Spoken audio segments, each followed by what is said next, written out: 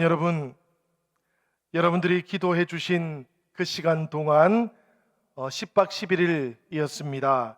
종교개혁자들의 그 출생지, 그리고 사역의 자리들, 그리고 하나님께서 부르시는 그 자리들, 우리가 순례하며 방문하고 잘 돌아왔습니다. 특별히 하나님께서 지켜주시고 인도해 주셔서 지난 금요일 돌아온 다음에 유럽에 가보니까 사람들이 마스크를 안 쓰고 다녀요. 길에도 안 쓸 뿐만 아니고 실내에서도 쓰지를 않습니다. 그런데도 정말 은혜스럽게 코로나에 걸리지 않고 또 이렇게 강단에 설 수 있도록 또 지켜주셔서 그것도 참 감사하고요. 종교개혁자들의 출생지, 사역의 자리, 그 모든 것들을 살펴보다 보니까 이런 마음도 들었습니다. 이들이 걸어갔던 그 믿음의 길, 이제 우리가 걸어가야 되겠구나 라는 생각이 들었어요. 그들이 종교개혁을 했고 믿음의 길을 준비했으니까 이제 우리들이 해야 하는 일은 그 믿음의 길을 열심으로 걸어가는 길이다라는 그런 고백을 가지고 돌아올 수 있었습니다. 그런가 하면 창조의 동산들도 살펴보았어요.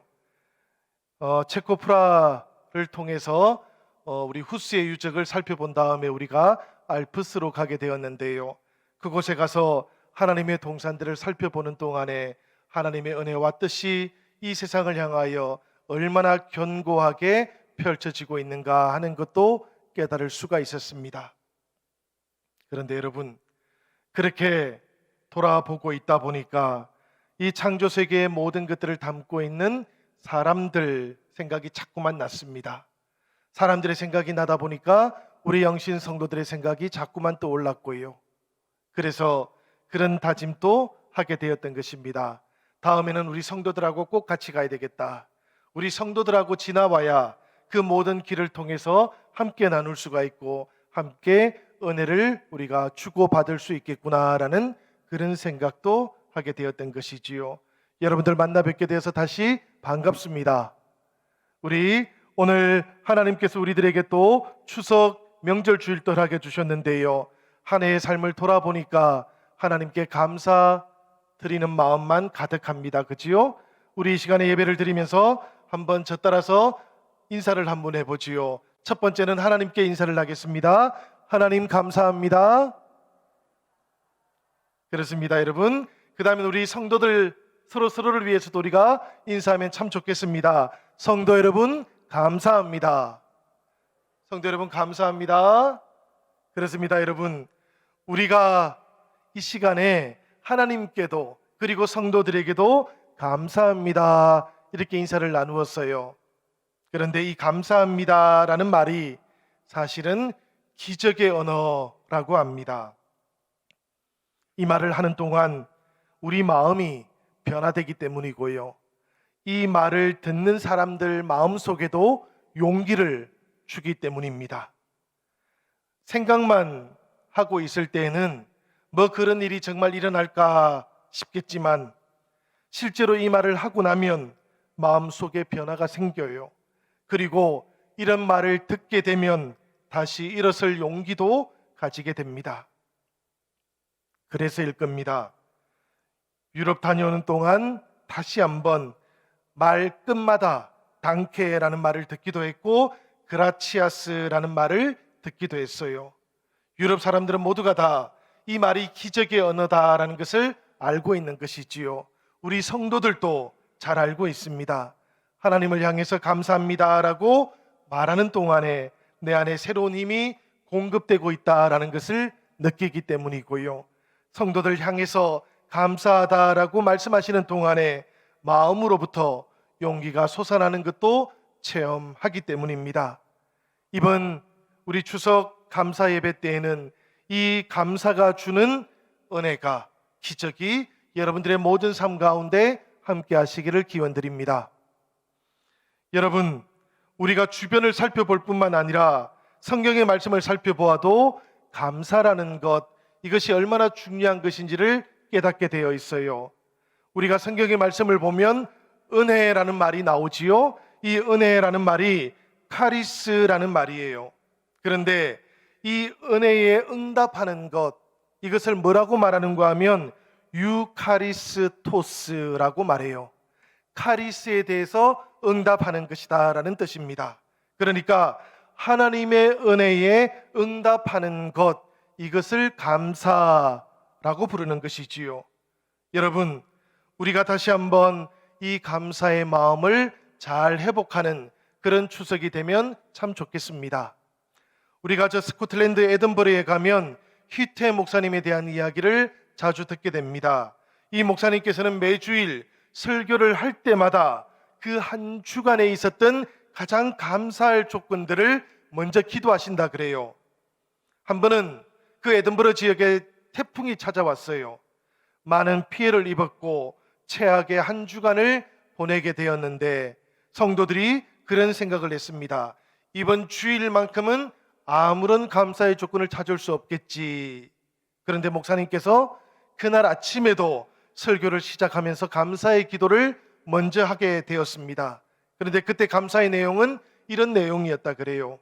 하나님, 지난 주간과 같은 최악의 재난이 항상 우리에게 있지 않은 것, 이것을 감사드립니다. 사실은 저희가 9월 5일과 6일 유럽을 횡단하는 동안에 한국에 태풍이 몰려온다라는 소식을 전해 들었습니다. 이제까지 경험해 보지 못한 아주 큰 태풍, 슈퍼 태풍이 몰려온다라는 소식을 우리가 전해 들으면서 함께 생각하고 함께 기도하고 그렇게 했던 기억이 있는데요. 일부 지역에서는 큰 피해를 당하기도 했지만, 그러나 또 다른 한편으로 살펴보면 그렇게 큰 슈퍼 태풍은 조금 지나간 듯한 그런 인상을 받기도 합니다. 참으로 감사한 일이지요. 우리가 추석을 맞이하게 되면 아무래도 우리가 열매에 대해서 생각을 해보게 돼요. 왜 열매에 대해서 생각하는가 하면 열매가 있어야지 감사하는 것 아니겠는가라는 그런 생각이 찾아오기 때문입니다. 특별히 이 코로나로 인해서 어려운 때를 보내고 있는 요즘은 더욱더 그러할 것 같아요. 그런데 여러분, 생각을 조금 바꾸어 보면 어떻겠습니까? 이런 어려운 때일수록 어려운 일이 아니고 감사한 일들에 초점을 맞추어 보면 어떨까 하는 생각을 해봅니다. 그렇게 되면 우리의 삶이 감사와 함께 새롭게 선순환되는 것을 체험할 수 있기 때문이에요. 우리가 다음 주 한 주간이 지나고 나면 화요일부터 금요일까지 신약 성경 말씀을 통독하지 않습니까? 이 복음서의 말씀을 읽어보다 보면 마태, 마가, 누가, 요한복음 각각에 따로 기록되어 있는 예수님의 말씀도 우리가 읽게 되지만 이 네 가지 복음서에 다 기록되어 있는 그런 말씀도 우리가 읽게 됩니다. 이렇게 네 복음서에 다 기록되어 있는 말씀 가운데 가장 중요한 말씀은 당연히 십자가에 달리신 예수님에 대한 기록이에요. 그런데 그 다음에 정말로 중요한 말씀이 어떤 말씀일까 생각해 보면 사람들마다 차이는 있겠지만 저는 오병이어의 기적, 이것이 참 중요한 예수님의 말씀이다라는 그런 생각을 합니다. 보리떡 5덩이와 물고기 2마리로 5,000명을 다 먹이시고 난 다음에 그 남은 것들 다 거두어 드리고 보니까 12강주리가 남았다라는 그런 말씀이지요. 이때 예수님께서는 하루 종일 말씀을 전하셨습니다. 그리고 병자들을 일일이 고쳐주기도 하셨는데 그러다 보니까 그만 날이 저물어 들었던 것이지요. 먹을 것이 없던 빈들이었고, 그래서 제자들은 주님을 찾아와서는 이 많은 무리들 다시 마을로 보내야만 합니다.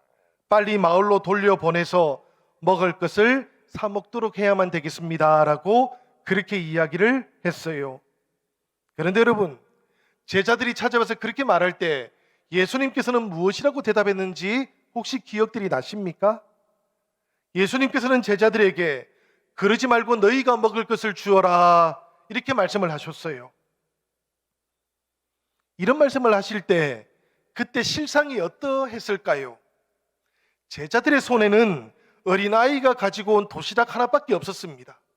그리고 그 도시락 안에는 떡 5덩이가 있었고 아주 작은 물고기 2마리가 있었을 뿐이에요. 그야말로 나누어 먹기에는 터무니없이 작은 양에 불과했습니다.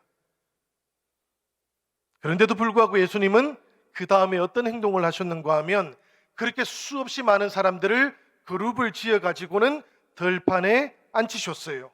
그리고 떡 5덩이와 물고기 2마리를 들고는 하나님을 향하여 하늘을 우러러 축사하시면서 기도를 하셨습니다. 그리고 떡을 떼어서 제자들에게 주셨고 제자들은 또 사람들에게 나누어 주기 시작했어요. 이 놀라운 기적 사건을 보다 보면 정말 많은 이야기들을 우리가 살펴볼 수 있겠습니다마는, 그러나 늘 이 이야기 속에서 제 마음을 깜짝 놀라게 하는 한 구절이 있습니다. 무슨 구절인가 하면 하늘을 우러러 축사하셨다라는 구절이에요. 왜 그런가 하면 이 하늘을 우러러 축사하셨다라는 말씀은 하나님께 감사의 기도를 드리셨다라는 뜻이거든요. 그 상황을, 말씀을 읽어가면서 늘 생각합니다. 배고픈 무리들이 수천 명 예수님 앞에 있는데, 그런데 예수님 손에는 지금 무엇이 있었던가 하면 떡 5덩이가 있었던 겁니다. 아주 작은 물고기 2마리만 있었던 것이에요. 과연 감사할 수 있었을까? 이런 물음이 저절로 떠오릅니다. 말이 안 되는 상황이고 정말 기가 찰 수밖에 없는 그런 상황이었겠다라는 생각이 들어요. 저에게는 늘 5천 명이 기다리고 있는 그 상황이 먼저 떠오르기도 하고, 그에 비해서 초라하게 보이는 떡 5덩이와 물고기 2마리만 들고 계시는 그 예수님의 모습이 먼저 떠올라서 저도 그 자리에 있었다면 제자들처럼 했을 것만 같습니다. 이 많은 사람들 마을로 보내서라도 먹여야 되지 않겠습니까? 라고 그렇게 말을 했을 것만 같아요. 그런데 예수님께서는 하나님, 겨우 이것밖에 안 됩니까? 라고 불평하는 대신에 말씀을 보니까 놀랍고 뜨거운 감사의 기도를 드리고 계십니다. 이 기적이 어떻게 가능했는지 성경은 우리에게 알려주지를 않아요. 그 대신에 성경이 주목하고 있는 것은 감사라는 것, 이것이 얼마나 큰 위력을 발휘할 수 있는 것인가를 우리에게 보여주고 있습니다. 여러분, 우리들도 이 말씀을 읽어가는 동안에 뜨겁게 기도하고 감사하는 성도들이 되면 참으로 좋겠습니다. 기적이 어떻게 일어나는지 그 과정에 집중하는 것보다 감사를 통해서 어떤 놀라운 일들이 내 삶 속에 일어나는지 주목하는 그런 성도들이 되면 참으로 좋겠다라는 그런 말씀이에요. 이미 넉넉한가 혹은 그렇지 않은가, 이런 일들의 삶의 기준을 두고 있으면 감사라고 하는 이 비결, 이것을 잃어버릴 수밖에 없습니다. 그렇지만 감사라는 비결에 삶의 기준을 두고 살아가게 되면 불평의 마음 빼앗기는 사람들하고는 전혀 다른 삶을 살아갈 수 있게 됩니다. 바로 믿고 감사하는 인생이 될 수 있다라는 그런 이야기지요. 여러분, 많은 것을 소유한 사람들 혹은 적은 것을 소유한 사람들 구별이 없습니다. 오직 넉넉한가 그렇지 아니한가 하는 것에 마음을 빼앗기고 나면 그들은 늘 부족하고 늘 불평한 이유만을 가지게 될 뿐이에요. 그렇지만 감사하는 사람은 다르게 살아갈 수가 있는 것입니다. 여러분, 우리가 살아가는 동안 우리가 늘 하나님의 큰 능력을 구하면서 살아가지 않습니까?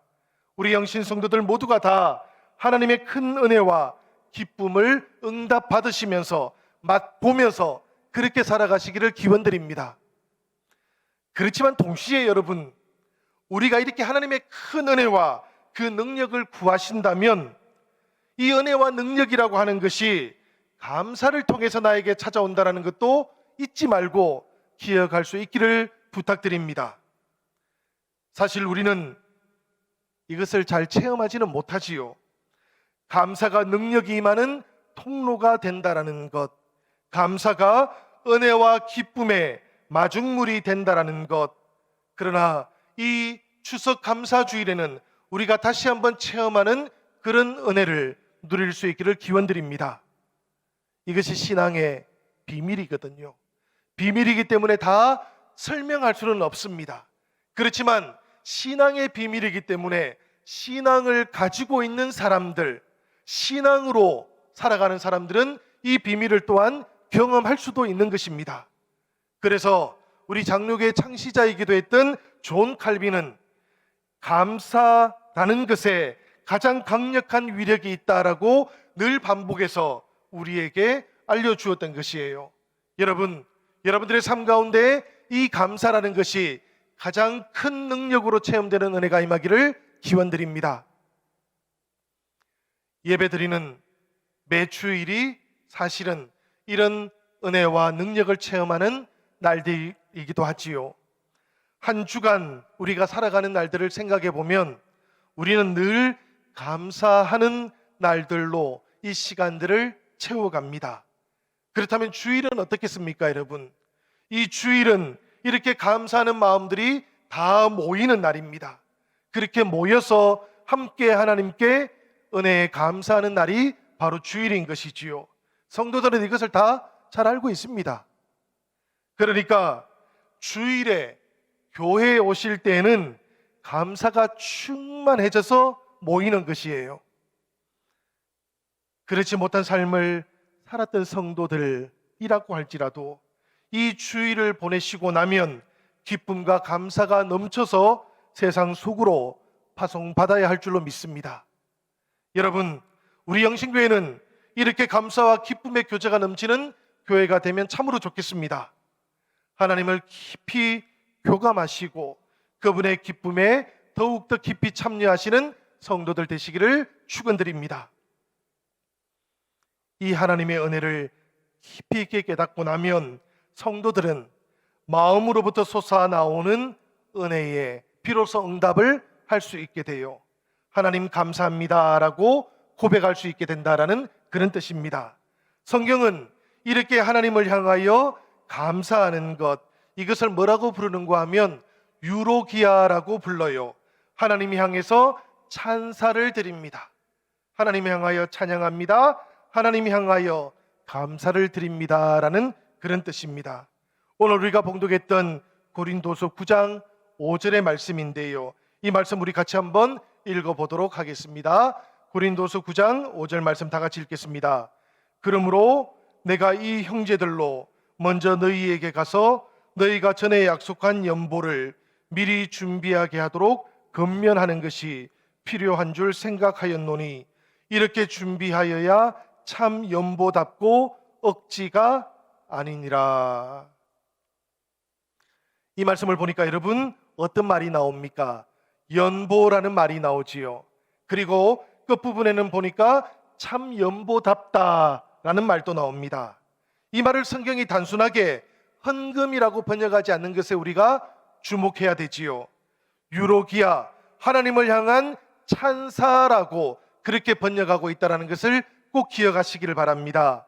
이것이 무슨 뜻을 담고 있겠습니까? 연보라는 것, 본질적으로 이것은 하나님 은혜에 감사하는 것이다 라는 뜻이에요. 이것이 첫 번째라는 그런 의미입니다. 이런 감사가 먼저 있고 난 다음에라야 우리의 마음으로부터, 우리의 영으로부터 하나님께 응답하는 것이 비로소 나타나게 되는데, 이것을 가리켜서 참 연보답다, 억지스럽지 않다라고 그렇게 말하고 있는 것이지요. 여러분, 이런 의미에서 본다면 연보라는 것은 그냥 돈이나 그냥 물질이 아닌 겁니다. 이것은 그 자체로 이미 영적인 표현이다라는 그런 의미인 것이지요. 하나님께 드리는 우리 마음의 찬양과 감사가 그 속에 담겨져 있기 때문입니다. 설교를 하기 전에 우리가 하나님께 봉헌을 드렸어요. 오늘 우리가 하나님께 봉헌을 하셨을 때에 우리들 각자는 이미 이 찬양의 마음, 감사의 마음을 담아서 하나님께 연보를 올렸던 것입니다. 여기에 우리 하나님의 크나큰 은혜와 축복이 함께 임하시기를 기원드립니다. 성도 여러분, 초대교회는 이렇게 하나님께 올려드렸던 이 감사의 유로 기하를 통해서 마치 더 크게 울려 퍼지는 산 울림 같은 그런 체험도 했었습니다. 우리가 산에 올라가면, 그리고 산에서 소리를 치면 우리가 어떤 소리를 듣게 됩니까? 메아리를 듣게 되지요. 이번에 종교개혁지를 순례하면서 알프스 산에 오를 기회가 있었는데요, 그때 산에 올라갔던 청년들 중에 어떤 청년들이 저에게 이런 이야기를 합니다. 목사님, 혹시 이곳에서도 소리를 질러도 될까요? 제가 사실은 요즘 빙하가 자꾸 녹아서 내려온다는 이야기를 듣고 있어가지고 소리는 지르지 말았으면 좋겠다, 제가 그렇게 이야기를 하기는 했어요. 그렇지만 이 청년들이 정말로 듣고 싶었던 게 어떤 소리일지는 잘 압니다. 메아리 소리를 다시 듣고 싶었던 것이지요. 우리 신앙생활에도 이런 메아리들이 있는 겁니다. 한번 감사의 유로기아를 하고 나면 그것이 더 큰 은혜로 돌아오는 것, 이것을 체험할 수 있다라는 그런 말씀이에요. 바로 이 체험을 담아서 고린도후서 9장 8절은 이렇게 고백을 하고 있는 겁니다. 하나님이 능히 모든 은혜를 너희에게 넘치게 하시나니 이는 너희로 모든 일에 항상 모든 것이 넉넉하여 모든 착한 일을 넘치게 하려 하심이라. 이 말씀의 뜻은 이런 뜻이지요, 여러분.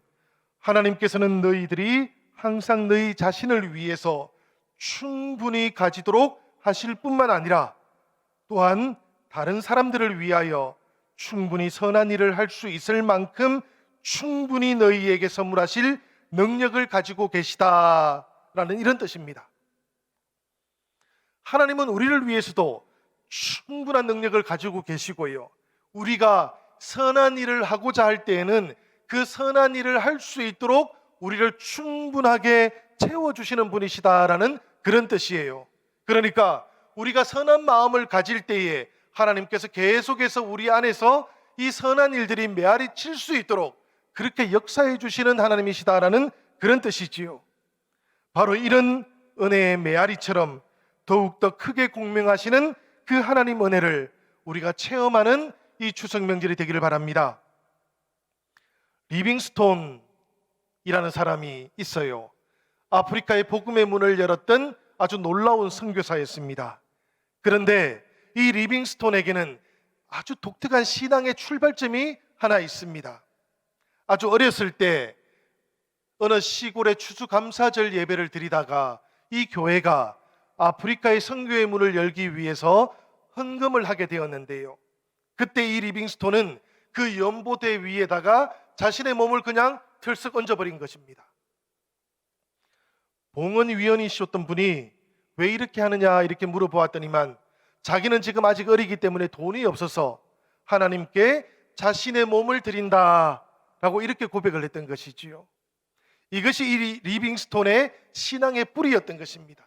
그리고 이 리빙스톤은 자라서 열매를 맺었고 마침내 아프리카의 복음의 문을 열 수 있도록 하나님께서 역사해 주셨던 것이지요. 그래서 리빙스톤은 늘 이렇게 고백을 했습니다. 나는 하나님께 한 번 약속을 했지만 하나님께서는 여러 사람을 통해서 울림을 주셨고 감동을 주셔서 제 삶을 인도해 주셨습니다. 의술을 공부하도록 인도해 주시고 마침내 그것을 하나님의 복음과 아프리카의 영혼을 위해서 사용할 수 있도록 인도해 주셨습니다. 형제자매 여러분, 우리들도 그렇습니다. 우리들도 하나님께 우리가 가진 것의 일부를 드릴 수 있어요. 수고해서 얻은 돈을 드릴 수도 있고요, 시간을 구별할 수도 있습니다. 어린 리빙스톤처럼 우리의 인생을 하나님께 다 드릴 수도 있습니다. 우리들의 봉헌과 어린 리빙스톤의 이 마음이 사실은 성경이 우리에게 말씀하고 있는 하나님께서 기뻐하시는 산제사인 것이지요. 하나님께서 기뻐 받으시는 산제물이기도 한 것이지요. 그래서 로마서 12장 1절 말씀은 우리에게 이렇게 말씀하고 있는 것입니다. 그러므로 형제들아, 내가 하나님의 모든 자비하심으로 너희를 권하노니 너희 몸을 하나님이 기뻐하시는 거룩한 산제사로 드리라. 이는 너희의 드릴 영적인 예배니라. 이렇게 영적인 예배를 드릴 수 있는 사람들, 이 사람들이 바로 주님께 응답하는 사람들인 것입니다. 형제자매 여러분, 오늘 우리가 하나님께 드려야 되는 응답은 어떤 모습입니까? 오늘 내가 드리고 있는 감사의 응답은 또한 어떤 모습이십니까? 오늘 우리가 복음서의 말씀을 보니까 예수님께서 하나님께 감사드리기 위해서 예루살렘으로 가고 있는 그들과 함께하기 위해서 예루살렘에 올라가고 계셨어요. 명절을 함께 지키기 위해서 하나님께로 올라가고 계셨다라는 그런 뜻입니다. 그런데 그 길을 가던 도중에 10명의 나병 환자를 만났어요. 이 나병 환자들은 예수님 가까이에 가지도 못한 채 멀리 떨어져서 예수 선생님이여 우리를 긍휼히 여겨 주십시오라고 그렇게 외치기 시작했습니다. 그들도 잘 알고 있었던 것이지요. 나병이라는 것, 하늘로부터 추악한 질병을 받은 것이다 라고 그렇게 알고만 있었거든요. 사람들, 사랑하는 사람들과도 함께하지 못하는 질병이다 라고 그렇게 생각하고 있었던 것이지요. 신체의 질병일 뿐만 아니라 영혼을 갉아먹는 질병이라고 그렇게 생각했기 때문에 예수님을 멀리서 바라보면서도 가까이 다가갈 수도 없었던 것이에요. 그래서 멀리 떨어져 가지고 예수 선생님이 우리를 고쳐주십시오, 우리를 긍휼히 여겨 주십시오라고 그렇게 외치기만 했던 것입니다. 그들을 바라보았던 예수님의 마음이 얼마나 아팠겠습니까? 얼마나 불타올랐겠습니까? 그래서 예수님께서는 그들을 바라보시면서 아주 짧게 한마디를 하셨습니다. 가서 너희의 몸을 제사장에게 보여라. 이 말을 들은 10명의 나병 환자들이 어떤 태도를 보입니까, 여러분? 다시 되묻지를 않습니다. 그들은 모두가 다 그 왔던 길을 돌이켜서 제사장에게로 돌아가고 있어요. 이 말씀을 보면 여러분, 이 10명의 나병 환자들은 모두가 다 믿음이 있는 사람들처럼 보이지 않습니까? 아직 예수님께서 그 말씀을 하실 때에는 고침을 받지도 않았습니다. 그런데도 불구하고 그들은 돌이켜서 제사장에게 갈 수 있는 그런 믿음을 가지고 있었던 것이지요. 그렇게 돌아가던 도중에 그들은 고침을 얻게 되었던 것입니다. 고침을 받고 나니까 마음이 너무나 기뻤던 것이지요. 빨리 제사장에게 가야 되겠다.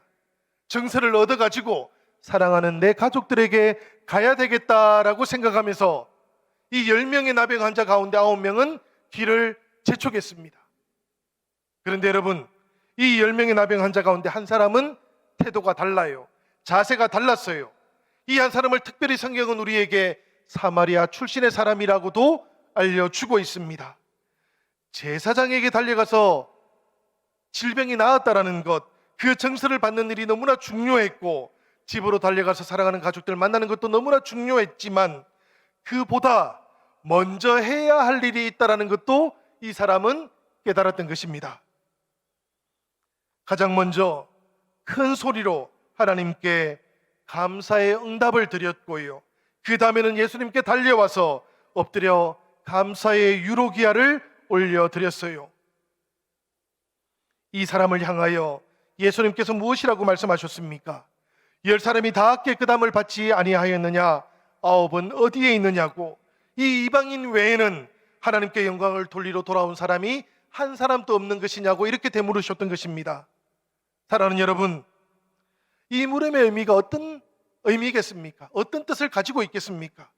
하나님의 치유와 하나님의 구원에 대한 사람의 응답이 어디에 있느냐고 예수님께서 묻고 계시는 것이지요. 이 돌아온 사마리아 나병 환자를 향하여 던진 물음이기도 하지만, 이 말씀을 읽고 주님 앞에 서 있는 우리를 향한 주님의 물음이기도 한 것입니다. 사람은 자주 하나님 앞에 있음에도 불구하고 늘 차선의 가치를 쫓다가 최선의 가치는 잃어버리기 때문에 예수님께서 이렇게 묻고 계시는 것입니다. 형제자매 여러분, 추석주일을 맞이한 오늘 우리들의 감사의 모습은 어떤 모습인지 다시 한번 돌아볼 수 있기를 바랍니다. 은혜에 대한 감사에 앞서는 것은 존재하지를 않습니다. 여러분, 순서가 있는 거예요. 성삼위 하나님을 향한 감사가 첫 번째이고 그 다음이 가족인 겁니다. 하나님과 가족, 순위를 정하자는 의미가 아니에요. 그저 가치에는 순서가 있다라는 그런 뜻인 겁니다. 그래서 철학자이기도 하고 신학자이기도 했던 키에르케고르는 하나님이 향한 감사가 모든 선의 어뜸일 뿐만 아니라 모든 선의 아버지다라고 이렇게 강조를 했던 것이지요. 그럽니다, 여러분. 하나님 앞에서 은혜에 감사하는 일보다 우선하는 일은 아무것도 없다라는 것, 이것을 오늘 우리들이 다 같이 기억할 수 있기를 바랍니다. 그리고 가장 우선되는 일이기 때문에 이 감사는 적시하는 것이지 미루어 두었다가 할 수 있는 것도 아니라는 것, 이것도 꼭 기억할 수 있기를 바랍니다. 여러분, 우리 주님께서 오늘 우리들에게 너희의 응답은 어디에 있느냐고, 아홉은 어디에 있느냐고 이렇게 물으십니다. 이 물음 앞에서 우리들의 대답, 하나님 나의 감사가 여기에 있습니다 라고 그렇게 응답하시면서 새로운 인간으로 새롭게 거듭나는 은혜가 저와 여러분 모두에게 함께 하시기를 우리 주님의 이름으로 간절히 축원드립니다.